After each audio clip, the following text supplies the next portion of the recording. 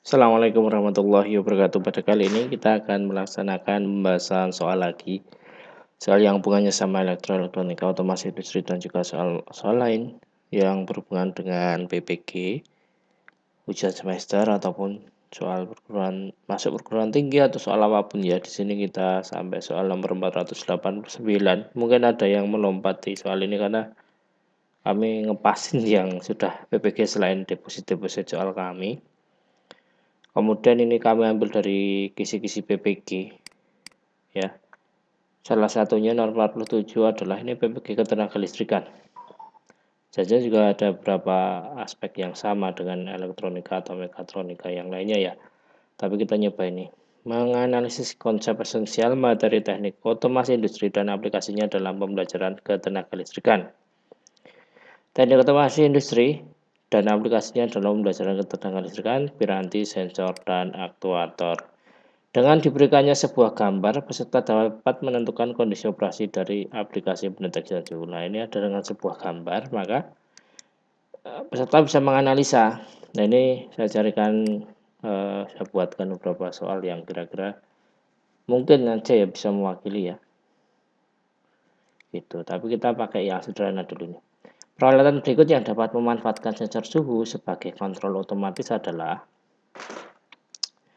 jawabannya itu kalau jawab itu bisa semua sebenarnya. Karena sekarang ini sudah ada beberapa, tapi ya enggak sih, suhunya cuma sebagai pengaman gitu.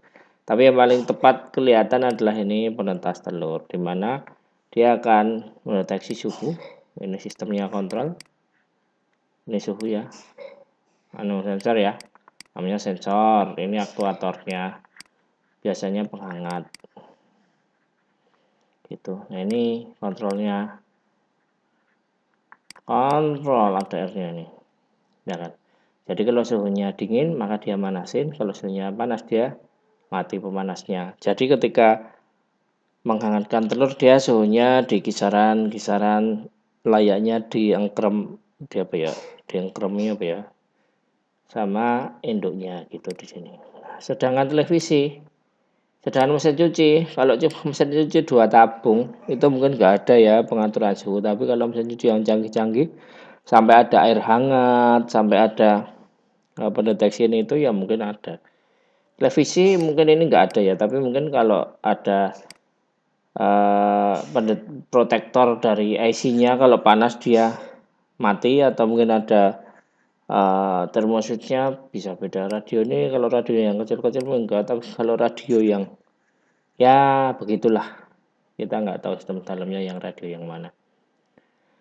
Berikutnya, ketika suhu ruangan tercatat 38 derajat Celcius, maka tegangan output yang dihasilkan sensor suhu LM35 adalah, namanya sensor itu mesti ada yang namanya skala konversi.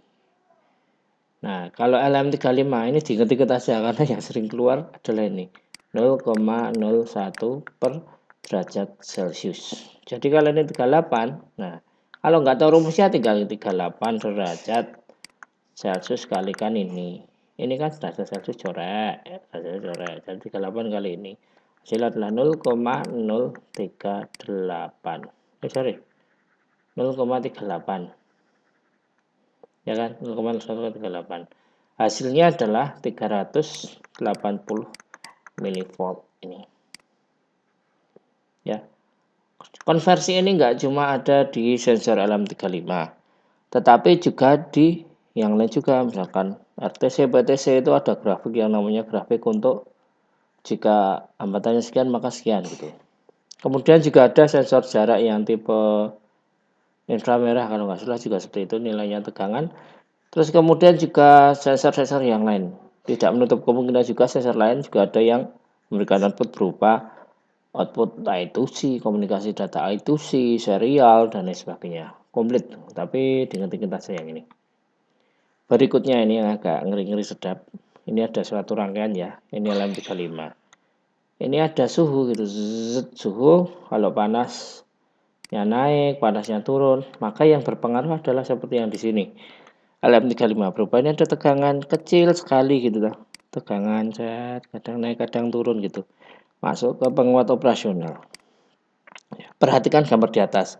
Gambar di atas adalah aplikasi sensor suhu yang menggunakan penguat operasional untuk membuat aplikasi menyalakan LED merah jika suhu terlalu tinggi. Ini enggak ada D-nya. Dan menyala hijau jika suhu terlalu rendah. Fungsi penggunaan penguat operasional tersebut adalah, jadi gini. Jika suhunya tinggi, maka dia akan merah.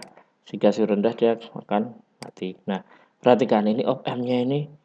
Mau saya jawab langsung enggak? Jawab langsung enggak? Enggak. Ini ada pembandingnya. Jadi ini pembanding. Nah, saya jawab. Ada suatu fungsi op-amp itu yang dinamakan pembanding. Ini ada input minus sama input plus. Gini ceritanya. Kalau tegangan sini lebih dari sini, ini kan plus, ini minus. Maka ini dianggap benar. Benar itu logikanya tinggi. Set gitu. Nah, kalau ini tegangannya rendah daripada sini, masuk plus lebih rendah dari sini, dia akan turun gini, set gitu. Lah, efeknya apa? Efeknya adalah ini kan bisa sebagai pembanding. Dengan adanya potensio yang difungsikan sebagai pengatur ini, dia difungsikan sebagai pembagi tegangan. Sehingga tegangannya di sini diatur-atur, naik turun. Nah, kalau ini tegangannya diatur-atur, misalkan kasih batas 35 derajat Celcius gitu kan. Kalau tegangannya kan berarti antara 350 mV sama 3 berapa? 300 berapa? Ya, misalkan 350 mV, maka tegangan pembanding ini bisa diatur antara ya segini 300 mV. Jadi kalau lebih dari itu dia akan logikanya 1, kalau kurang dari itu logikanya akan turun. Efeknya di LED apa?